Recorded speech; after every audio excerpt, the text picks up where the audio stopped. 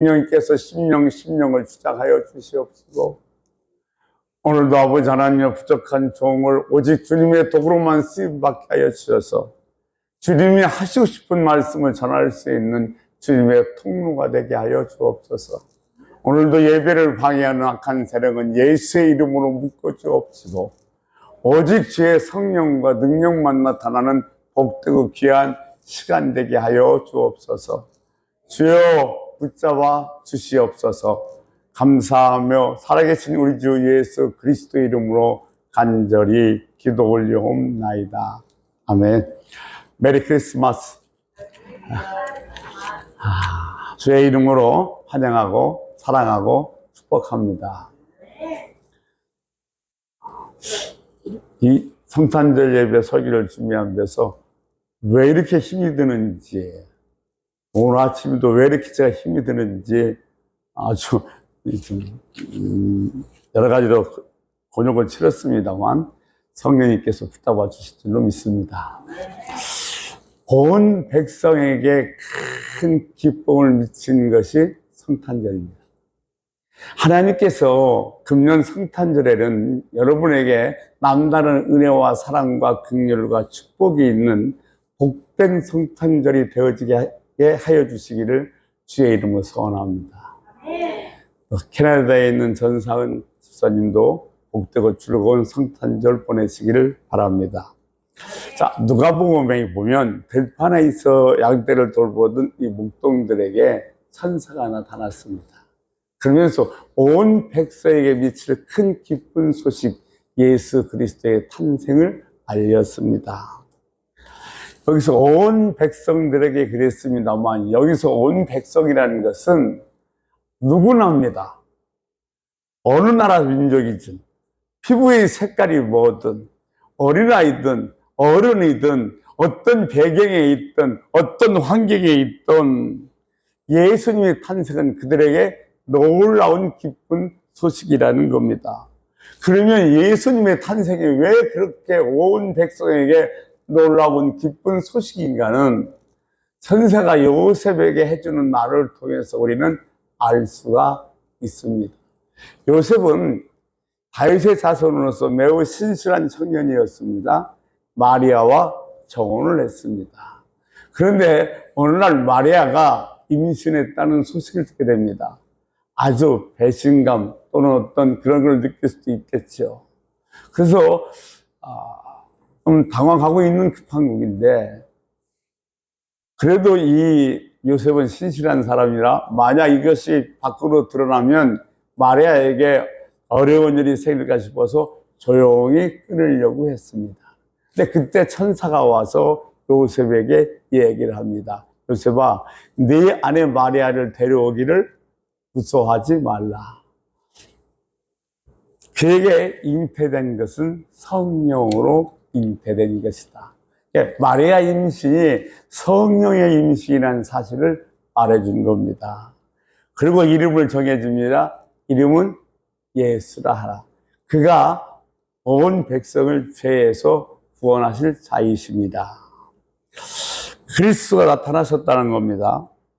그러면 예수님의 탄생이 왜 모든 백성들에게 큰 기쁜 소식인가 하냐면, 온 백성을 죄에서 구원해 주실 분이 오셨기 때문입니다. 그러나 요셉은 난감합니다. 천사가 계속해서 말하기를, 요셉아, 이상하게 생각하지 말아라. 이것은 이미 선지자를 통해서 다 말을 예언했던 것들이다. 내 아내가 남자와 관계가 없이 어떻게 아이를 가질 수 있을까? 처녀가 잉태하여 아들을 낳으리니 이미 선지자가 예언했다는 겁니다. 이 아이의 이름은 예수라는 이름 외에 임마누엘이라는 이름을 가지게 될 것이다. 임마누엘은 하나님이 우리와 함께 하신다는 뜻입니다. 여러분, 정말 놀랍지 않습니까? 하나님은 살아계시고 그 살아계신 하나님이 사람이 되었고 그 살아계신 주님이 내 안에 계시다. 이것보다도 더 놀라운 사실이 어디 있겠습니까? 그러니까 하나님이 사람이 되셔서 우리와 함께 하셨다. 이것이 바로 성탄절의 놀라운 소식입니다. 천사는 온 백성에게 미칠 큰 기쁨 소식이라고 얘기했지만 정말 모든 백성이 다 기뻐하는 것이 아니라 예수 그리스도의 탄생을 싫어했고 화를 낸 사람도 있습니다. 그 대표적인 예가 헤롯 왕입니다. 그래서 예수를 얼마나 많이 죽이려고 했는지 우리는 잘 알고 있습니다. 동방 박사가 예수를 경비하고 와서 헤롯에게 알려주지 않고 그냥 고향으로 가버리자 헤롯은 2살 이하의 사내 아이들을 다 죽여버립니다. 이야기는 우리가 다 알고 있는 이야기입니다. 그런데 사실 지금도 예수가 탄생하셨다, 예수를 믿자 이 말에 대단히 화가 나는 사람들도 있습니다. 뭐 그럴 정도는 아니겠지만 지금도 15분마다 예수를 믿는다는 이유 때문에 한 사람씩 죽어가고 있다는 겁니다. 근데 자, 이렇게 끔찍한 일은 아닐지라도 예수님의 탄생에 대해서 많은 사람들이 무관심합니다. 우리 보통 축성탄이라고 얘기를 하는데 이 축성탄이라는 이야기 속에는 하나님이 살아계시고 하나님이 사람이 되었고 그분이 그리스도고 그분을 믿는 자에게는 구원이 있고 있지 않으면 지옥이라는 사실이 함축된 단어가 축성탄이라는 단어인 겁니다. 요즘 신문과 방송을 보면 의혹의 사건들이 다 보도되고 있습니다. 세월이 지났지만은 정말 이런 의혹들이 있었다고 다 파헤쳐서 뭐 의혹을 가질 수 있는 그런 시대는 아닌 것 같습니다. 근데 사실 우리가 따지고 보면 예수 그리스도의 탄생만큼 의혹적인 사건은 없습니다. 어떻게 여자가 성령으로 잉태돼서 아들을 낳겠습니까?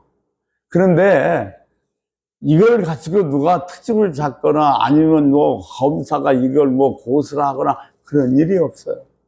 그렇다고 해서 많은 사람들이 다 하나님을 믿어서 그러냐? 그렇진 않습니다.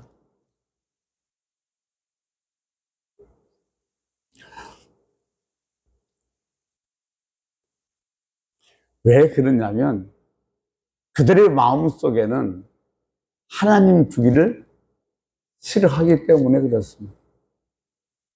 관심이 없어요.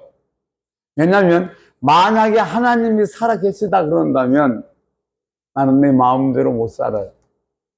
죄도 짓고 싶어요. 욕심대로 살고 싶어요. 다른 사람에게 속이기도 싶어요. 그래서 내 이익도 취하고 싶어요. 그런데 하나님이 살아서 내 마음에 계시면 그렇게 할 수가 없습니다. 사람들은 근본적으로 자기의 욕구대로 살고 싶은 그런 생각이 있어서 자기 마음속에 하나님 두기를 싫어한다는 겁니다. 믿어서가 아니라 안 믿더라도 관심이 없는 거예요. 그래서 로마서 1장 28절에 그 마음속에 하나님 두기를 싫어하며 하나님은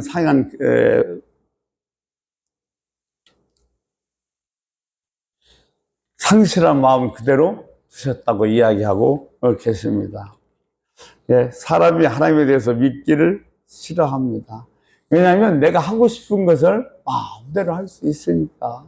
정말 그분이 살아계시고 나와 함께 한다는 사실을 내가 믿으면 내 마음대로 살 수가 없어요. 내 욕심대로 살 수가 없어요. 그래서 사람은 근본적으로 하나님을 인정하지 않으려는 욕구가 있다는 겁니다.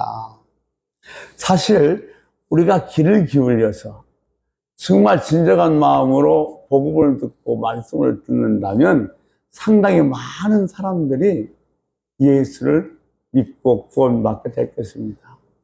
다만 여러분, 여러분도 여러분 남편이나 아내나 자녀들에게 예수를 전하려고 생각한다면 그들이 거부하는 이유 중에 하나는 하나님이 계시면 내 마음대로 못 살아요.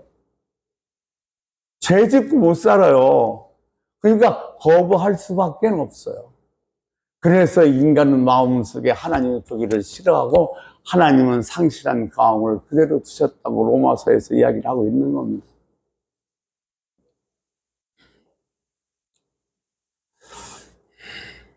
사실 하나님은 살아계시고 그분이 사람이 되셨고 그분이 우리를 구원하신 그리스도라는 사실을 정말로 내가 알게 되면 어떤 사람이든 간에 많은 사람은 예수를 믿고 구원을 받게 되는 겁니다.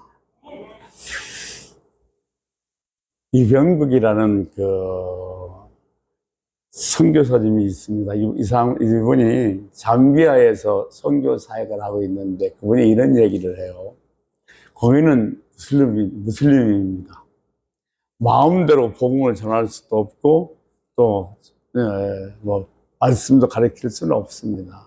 근데 이 선교사님이 조그만 소그룹을 만들어서 말씀을 가르치고 있었습니다. 근데 어느 날 중년 노신사 부부가 딱 찾아오더니 당신이 목사가 맞냐고 묻더랍니다. 맞다 그랬더니 여기서 성경 공부하느냐? 참 대답하기가 난감한 거예요. 왜냐하면 그 무슬림인 그 나라에서 성경 공부를 하다가 잘못되면 여러 가지 위험한 상태가 있기 때문에 그래서 그렇다고 그랬더니 그 노부부가 자기들도 성경을 배우고 싶어서 왔다고 한다는 겁니다. 근데 선교사가 성경을 배우고 싶어서 왔던 사람들에게 여러 가지 위험이 있으니까 지금은 성경 공부를 안 하고 있다 그렇게 말할 수가 없어서 그러라고 그랬답니다. 근데 그러라고 나서 딱 생각을 해보니 이 양반은 무슬림인데 여러 가지 그 성경 공부할 때 질문하고 또 이거 질문하고 그러면 결국 언쟁하고 다투게 되고 이렇게 되면 절대로 복음도 제대로 전할 수 없고 자기도 많이 위태로워질 수가 있어서 그 배우러 온 그분에게 이렇게 이야기를 했답니다. 그분은 알고 보니까 무슬림의 아주 정통한 사람이었고 무슬림 학교의 고등학교 영어 선생이었습니다.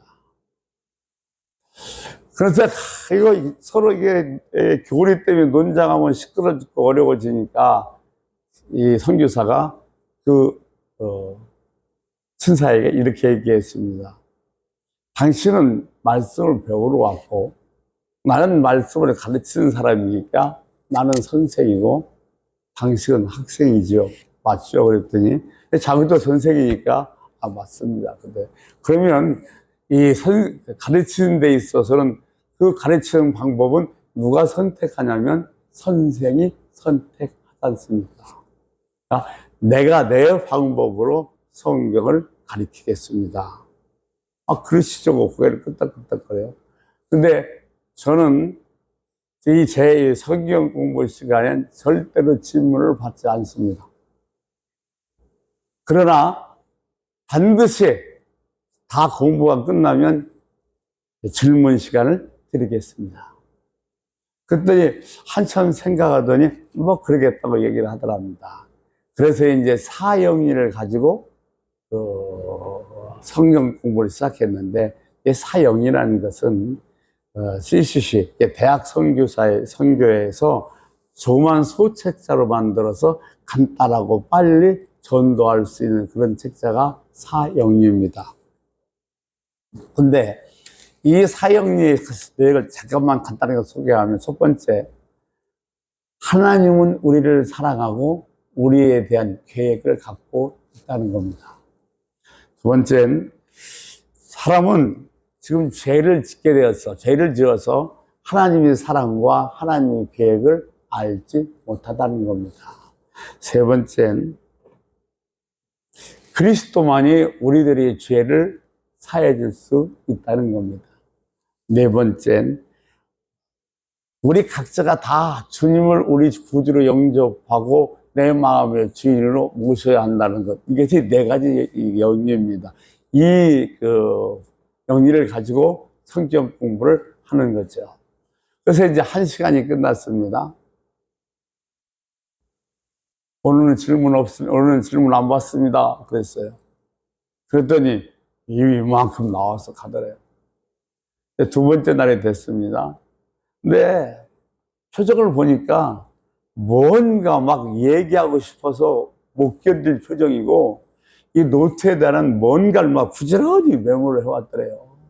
그래서 오늘도 질문을 안 받습니다. 셋째 날이 됐습니다. 근데 그때는 정말로 목까지 찬 것 같더래요. 셋째 날도 끝난 다음에 오늘도 질문을 안 받습니다. 그러니까 그분이 얘기해요. 그럼 도대체 질문을 언제 합니까? 내일 네 번째 시간이 끝난 다음에 질문을 받습니다. 라고 이야기를 했습니다. 그리고 4일째 돼서 이제 사역리가 다 끝났습니다. 매 시간마다 끝날 때마다 이 선교사님이 기도를 했어요. 근데 넷째 날에 다 끝났는데 오늘은 내가 기도하면 안 되겠습니까? 라고 무슬림 영어 선생이 이야기를 하더랍니다. 그래서 그래 좋다 그럼 당신이 기도하시오라고 이야기를 했답니다. 근데 땀을 비질비질 흘리면서 울먹이면서 기도를 하는데 뭐 유창하게 잘하는 기도는 아닌데, 주님 나는 죄인입니다. 주님 나는 내가 죄인인 것조차도 몰랐습니다 하면서 기도를 하는데 완전히 자기 신앙 고백이 들어가는 거예요. 그렇게 기도가 끝난 다음에 선교사가 물었습니다. 그러면 예수 믿냐? 그랬더니 무슬림 영어 선생이 하는 말이, 나는 사실은 이 이슬람 교리를 가지고 성경 공부를 한다고 해 당신을 박살날 각오를 하고 배운다고 왔다. 그런데 내가 4일째 이 성경 공부를 한 다음에 완전히 바뀌었다. 내가 완전히 뒤집어졌다 하면서 예수를 믿고 세례를 받고 지금도 곳곳에 교회를 세우고 있다고 합니다. 여러분, 정말로 누구든지 마음을 열고 귀를 기울이고 복음을 듣고 하나님의 말씀을 들으면, 하나님은 살아계시고 그분이 사랑이 된 게 예수 그리스도고 그분만이 우리 죄를 용서할 수 있구나라는 사실을 깨달아 다 예수를 믿고 구원을 받게 되어진다는 겁니다. 그러니까 우리는 기본적으로 내 욕심대로 살고 싶은 욕구가 있어서 안 받아들여요. 왜냐하면 받아들여서 내 안에 하나님이 계시면 내 마음대로 못 살잖아요. 그러니까 거부해요. 저도 마찬가지예요. 왜냐하면 그걸 안 하면 죽을 것 같아요. 얼마나 신납니까? 오늘 같은 날 성탄절, 전야의 성탄절에 먹고 마시고 놀고 춤추고 얼마나 좋아요. 그런데 만약 내가 하나님이 살아계시고 예수님이 내 안에 있다는 사실을 인정해버리면 그럴 수가 없으니까 마음속으로 거부할 수밖에 없는 것이죠. 하고 싶은 것도 많고 욕심도 많고 그래서 하나님이 안 계셔야만 하는 겁니다. 안타까운 일이죠. 그런데 그 결과가 뭐냐면 죄의 종로를 타고 있다는 거예요. 지금도 몰라요. 본인은 내가 그냥 예수 안 믿는 것만으로 끝나는 것인 줄 알지, 내가 예수를 안 믿고 하나님을 내가 인정하지 않으면 나는 지금 죄의 노예가 돼서 종로로 타고 있다는 사실을 알지 못한다는 거예요. 정말로 안타까운 일입니다.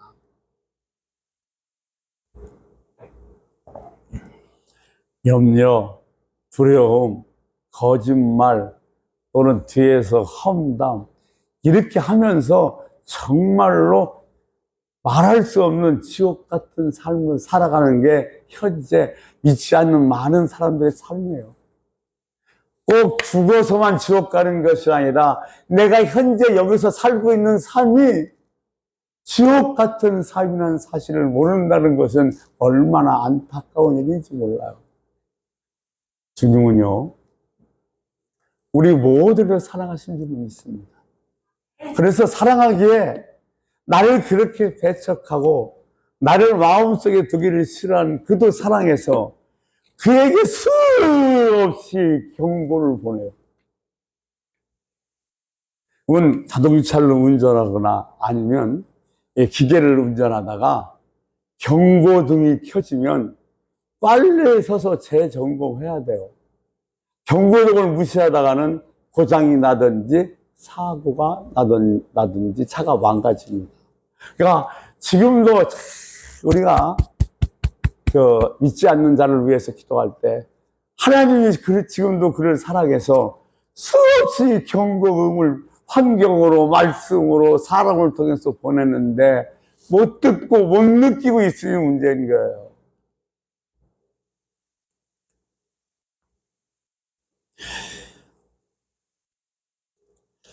케냐의 한 선교사님이 이런 얘기했어요. 아프리카에 가면 여러분 생각나는 게 뭐예요? 아프리카 그러면 동물이 생각나죠. 동물왕국. 그런데 자기가 이 케냐에 가서 깨달은 게 하나 있는데 우리가 어떤 말을 하냐면 정말로 못된 사람을 뭐라고 얘기해요? 짐승만도 못하다고 얘기를 해요. 그런데 그것이 동물에게 얼마나 모욕적인 얘기인지 케냐에 가서 깨달았다는 거예요. 세상에서 제일 못된 사람은 짐승이 아니라 사람이에요. 거기 야생동물은 사람들과 가까이를 하지 않는답니다. 그 야생동물들이 사람들과 가까이에서 덕을 본 적이 한 번도 없다는 사실을 그들은 알고 있기 때문에 동물들이 제일 기피하는 게 누구냐면 사람이라는 거예요. 못된 인간을 짐승만도 못하다고 얘기하지만 정말로 죄에 찌들은 것, 죄에 짜가치는 누구냐면 인간이에요. 이번에 케냐에서 선교사 하면서 제일 답답한 것은 아프리카를 선교하는 교회나 아니면 성도들은 거기는 가난한 나라니까 돈이나 물품을 보내서 가난한 사람에게 많은 것 투지하는 것이 바로 선교라고 생각해서 그것을 많이 한다는 겁니다. 물론 아프리카는 가난해요. 케냐 같은 데도 우리나라 돈 10,000원이면 일주일을 먹을 수 있답니다. 이게 정말 가난하죠. 그러니까 우리들이 다 선교를 모아서 그들에게 구호금 또 구호 문자로 보내주는 것도 매우 중요합니다. 그러나 이분이 정말 안타깝게 생각하는 것은 그 어려운 아프리카 사람들에게도 진짜 필요한 것은 예수 십자가의 복음이라는 거예요. 돈 10,000원도 아니고 사람 부대도 아니고 그들에게 진짜 필요한 것은 복음, 십자가의 예수의 복음이 필요하다는 겁니다.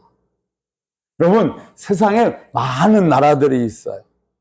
잘 사는 나라도 있고 못 사는 나라들도 있어요. 그러나 그들 모두에게 진짜 필요한 것은, 가장 필요한 것은 예수 그리스도라는 겁니다.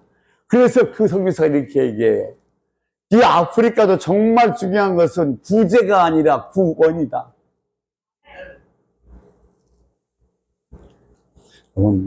지금 우리나라에도 제일 필요한 것은 다른 것이 아니라 바로 십자가의 복음 예수 그리스도가 필요한 줄로 믿습니다. 그러니까 우리에게 있어서는 하나님과 올바른 관계를 맺고 사는 것이 정말 중요합니다. 이 성탄절에 여러분, 그래, 나는 매일매일 살면서 하나님과 올바른 관계를 맺고 살아야지, 이렇게 결단하고 결심할 수 있는 시간 되기를 소원합니다. 사랑하는 성도 여러분, 성탄절 하면 뭐가 생각이 나요?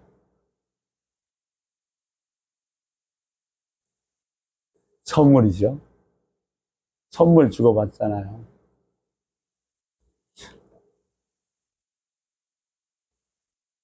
네, 사실은 제가 처음 중국에 간 게 한 20년 정도 됐나요? 근데 깜짝 놀란 건 성탄절 전에 갔었는데 우리나라보다 훨씬 더 성탄 장식 이런 것이 더 많고 화려하고, 이거 20년 전에 사온 거예요. 너무 이뻐서 사왔어요. 그들은 진짜 예수가 믿어서가 아니라 그냥 성탄절에 즐겨서 선물 나누는 거예요. 그런데 보세요. 성탄절에 선물을 주고받는 것은 참 뜻 있는 일이지만 왜 그럴까요? 세계의 종교들이 많습니다. 그리고 각 나라 종교 창시자들이 태어난 날은 다 뭐예요? 공휴일로 쉬어요. 예를 들면 우리나라 한번 들어봅시다. 4월 초파일 석가 탄생일도 우리 뭐요? 공휴일 쉬어요. 근데 그때 선물 나눠요? 안 나눠요. 근데 이 성탄절, 예수 그리스도의 태어난 날만은 뭐해요? 서로 기쁨으로 말미암아 이 선물을 주고받아요. 왜 그러냐면 이 성탄절에는 선물이라는 의미가 담겨져 있기 때문에 그렇습니다. 하나님께서 온 인류에게 인류의 최대의 선물을 주신 것입니다. 그러니까 여러분들 선물 받았어요. 믿지 않는 사람에게도 선물 주신 겁니다. 그 선물이 바로 뭐냐면 예수 그리스도예요. 그래서 성탄 그러면 그 의미 속에 선물이라는 의미가 포함되어 있어요. 그래서 성탄절날 우리는 선물을 주고받으면서 주님의 탄생을 기뻐하는 겁니다. 요한일서 4장 20절 말씀을 보면 이렇게 얘기하고 있어요. 10절 우리 같이 한번 읽겠습니다. 사랑하는 여기 있으니 우리가 하나님을 사랑한 것이 아니요 하나님 우리를 사랑하사 우리를 속하기 위하여 화목제물로 그들을 보내셨습니다. 아멘. 하나님께서 우리들에게 예수 그리스도를 보낸 것은 우리 인류의 죄를 대신 지고 속죄 제사의 제물로 죽이려고 속죄물로 보내셨다는 겁니다. 누구를 위하여? 누구를 위하여? 나를 위하여. 우리를 구원하시려고. 세상에 이런 일이 어떻게 있을 수가 있어요? 이보다 더 큰 선물이 어디 있습니까? 내가 죄악 속에 있는데 내 죄를 속죄하기 위해서 속죄 제사를 드려야 되는데 그 제물로 내가 아니라 하나님이 당신의 독생자를 우리들에게 보내셨다는 거예요. 제물로. 자, 그 선물을 받은 날, 온 인류가 그 선물을 받은 날이 성탄절이기 때문에 성탄절은 선물을 주고받는 날로 인식하게 되는 겁니다. 물론 그것을 알고 그렇게 선물을 주고받는 사람은 그렇게 많지 않지만, 네, 이 성탄절엔 또 하나 놀라운 비밀이 하나 있어요. 그 비밀이 뭐냐면 예수 이름이 오늘 임마누엘이라고 그랬어요. 임마누엘은 하나님이 나와 함께 하신다는 겁니다. 자, 그러면 이 임마누엘의 이름은 2000년 전에 베들레헴의 마구간에 태어났던 예수님을 이야기하는 것이 아닙니다. 물론 성탄절은 2000년 전에 베들레헴의 마구간에서 예수님이 아기 예수로 오셨습니다만, 그렇지만 하나님이 지금도 우리와 함께 하신다는 놀라운 축복이 지금 우리에게 그대로 이루어지고 있는 거예요. 그러니까 우리가 성탄절 그러면 2000년 전에 베들레헴 마을가에서 탄생한 예수 그리스도의 탄생을 기념하는 것이 아니라 지금도 내 마음에 오셔서 여기에 계신 그 탄생을 우리가 뭐 하는 거예요? 기뻐하고 감사하면서 성탄절 얘기를 드리는 겁니다. 그러니까 2000년 전이 아니에요. 지금 죽었던 나에게 오셨던 그 예수님, 내 안에 나와 함께 계신 예수님, 그 탄생을 기뻐해서 드리는 것이 성탄 감사 예배라는 겁니다. 이게 성탄절은 우리의 성탄절이에요. 아니, 나의 성탄절입니다. 왜냐하면 내 안에 계신 예수님의 탄생을 정말로 감사하고 기뻐하는 날이기 때문에 이 성탄절은 누구의 성탄절? 나의 성탄절. 그래서 오늘 설교 제목이 나의 성탄절.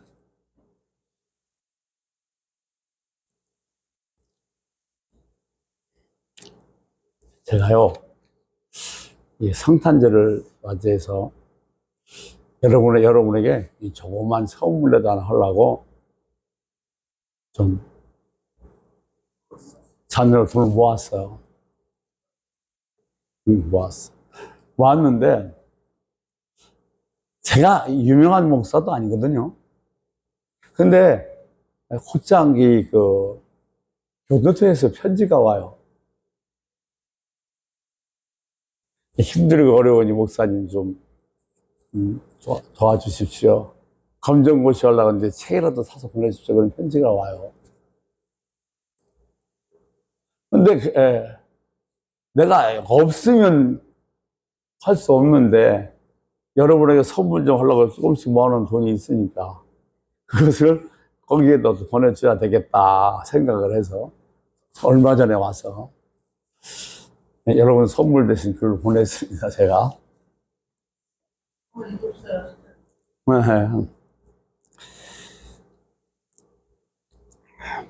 자, 예수님이 탄생한 게 성탄입니다. 하나님이 우리와 함께 하신다. 그 예수님의 이름입니다. 임마누엘. 여러분, 여러분이 예수님을 영접했다는 말은, 예수님을 믿는다는 말은 여러분의 예수님은 특별한 존재란 말인 거예요. 우리는 과거의 예수님을 기념하려고 모인 것이 아니라 지금 내 안에 계신 예수님의 태어나심을 기뻐하고 감사하기 위해서 오늘 이 자리에 오셨습니다. 여러분 안에 예수님 계셔요?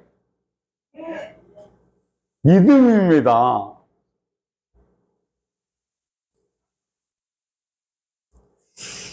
지금 예수님은 내 안에 계십니다.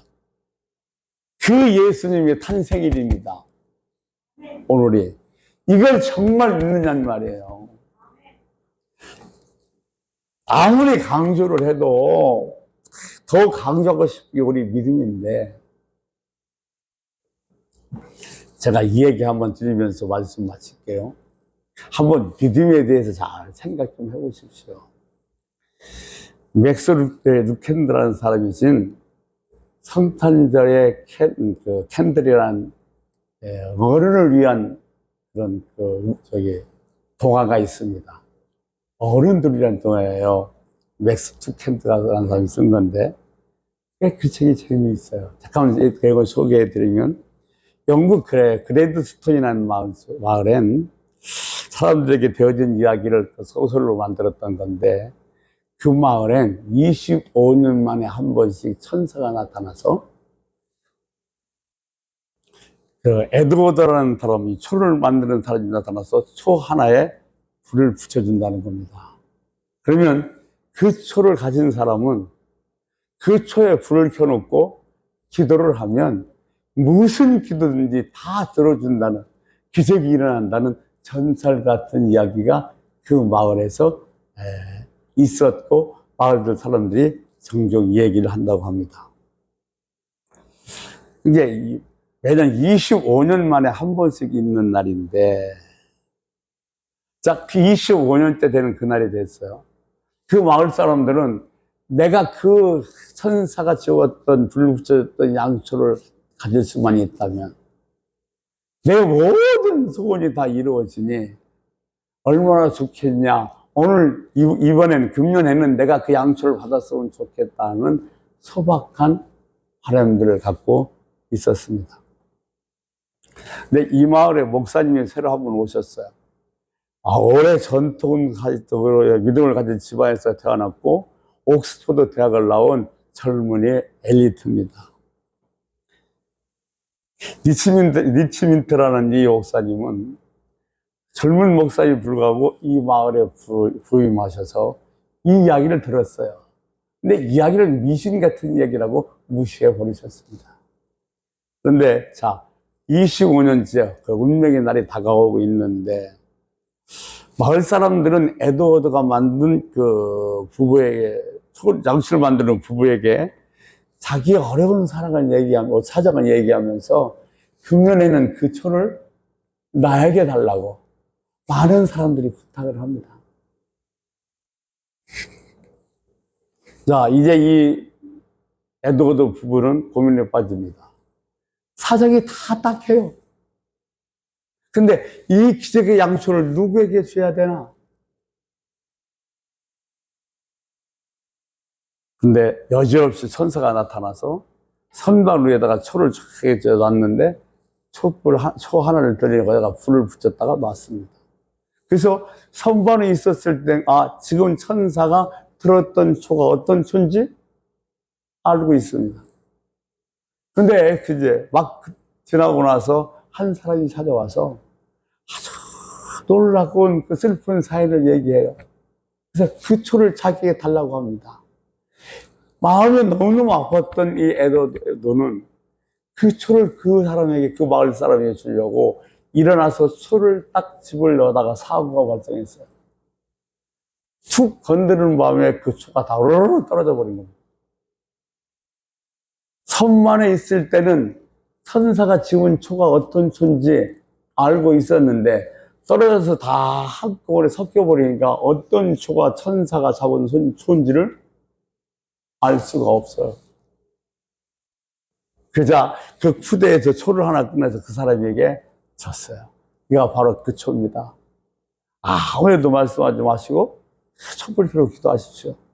또 사람이 왔어요. 그리고 똑같은 얘기요. 이 사람도 또 어떻게 했어요? 그 초 하나를 뺏어 줬어요. 온 사람마다 안타까운 소식을 듣고서, 왜냐면 어떤 게 진짜 초인지 모르잖아요. 하나씩 다 줬어요. 그렇고 리치민드 목사님 만났는데, 젊은 목사님이란, 이 젊은 목사도 정말로 가슴 아프고 슬픈 사연이 있으니까 목사님도 초를 한번 켜놓고 기도해보세요라고 그랬어요. 딱 하나 남은 건 이 부부가 촛불을 켜고 자기들을 위해서 기도를 했습니다. 자, 이제 성탄절이 됐습니다. 에드워드 부부는 성탄절날 성탄 예배를 드리러 가야 합니다. 근데 가기가 두렵습니다. 왜냐하면 한 사람은 촛불을 켰고 기적이 일어났을 때 나머지는 다 뭐예요? 그렇죠? 사기꾼이라고 자기한테 돌팔매질을 갖고 잘못하면 이 마을을 떠나야 될 것 같습니다. 근데 성탄절 예배를 안 갈 수는 없고 성탄절 예배에 참석을 했습니다. 그런데 이 마을에 돌아다니는 얘기를 믿지 않았던 이 리치민드 목사님이 다 설교를 끝난 다음에 뭐라고 말씀하시냐면, 여러분, 어제 에드워드 부부에게 초를 받고 그 초에다가 불을 켜놓고 기도해서 놀라운 기적을 체험한 사람이 있으면 나와서 간증을 하십시오 그랬어요. 그러자 그 순간 에드워드 부부는 눈을 감았습니다. 몇 사람이 일어났겠어요? 한 사람이요. 그러면 나머지는 뭐라고 그러겠어요? 자기는 뭐 당한 거예요? 그래서 눈을 감고 있었어요. 그런데 누구한테 준 초가 진짜 초인지 궁금해졌어요. 그래서 웅성웅성한 사이에 눈을 딱 썼어요. 떴는데 놀라운 일이 바로 발생한 거예요. 전부 다 일어났어요. 아멘. 그들이 이 가진 초가 정말로 기적의 초라고 믿었기에, 여러분, 믿음이에요. 제가 오늘 이 얘기 하고 싶었던 이 말씀 드린 거예요. 주님은 수없이 말씀하셔서 우리에게 기도해라. 내가 응답하겠다. 기도해라. 기도한 것은 받은 줄 알라 수없이 얘기하셨는데 여러분 정말 이거 믿어요? 알고는 있어요.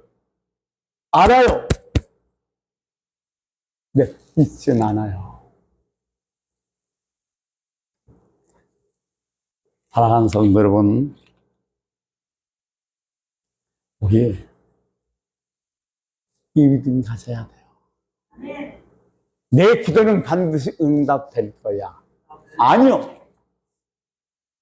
내 기도는 응답됐어. 여러분, 이 마음 가지고, 이 믿음 갖고 기도해야 돼. 왜? 기도한 건 다 들으신다고 뭐 하셨어요? 약속하셨어요. 하나님의 약속은 한 번도 실패한 적이 없다고 그랬어요. 그러면 하나님 그 약속을 내가 정말로 믿으면 기도하면서 나는 이루어질 줄이 아니라 이루어진 줄로 믿는 거예요.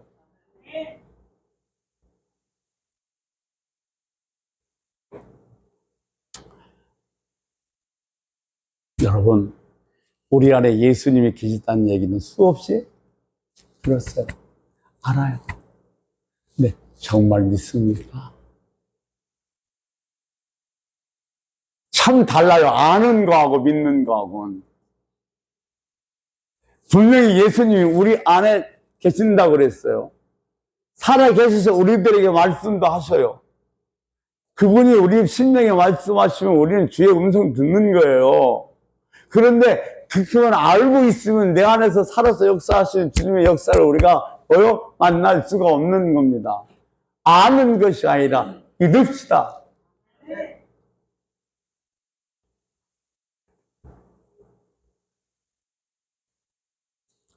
자, 2000년 전 베들레헴 마구간에 오신 예수.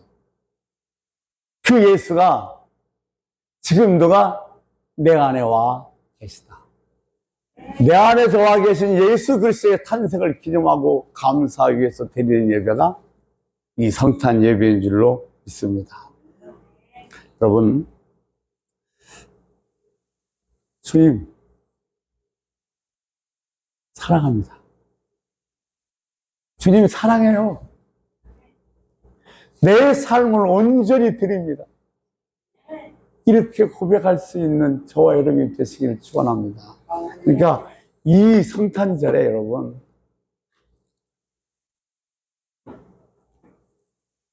내 안에 주신 예수님, 지금 그분이 내 안에서 탄생하신 그분을 축하하기 위해서 우리 모였습니다.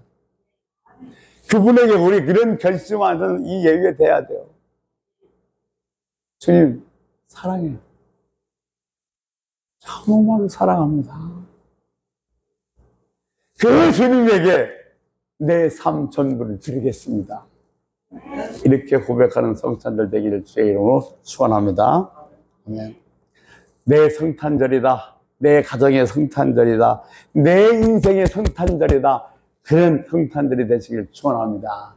우리 주여 한번 부르고 통성으로 기도하시겠습니다. 주님, 내 안에 계신 줄 믿습니다.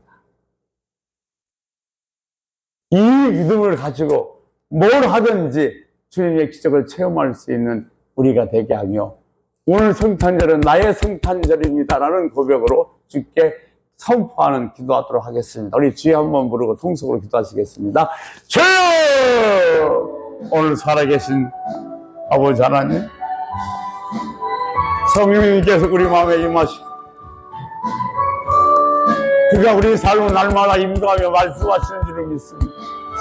주님이 내 안에 계시다. 주님이 내 안에서 살아계신다. 주님이 오늘도 나에게 말씀하신다.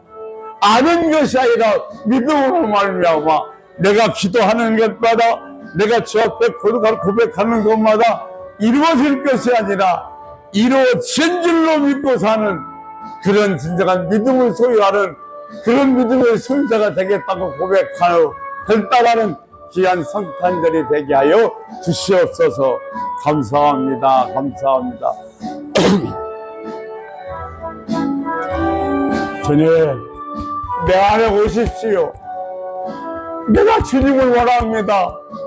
그 주님이 나를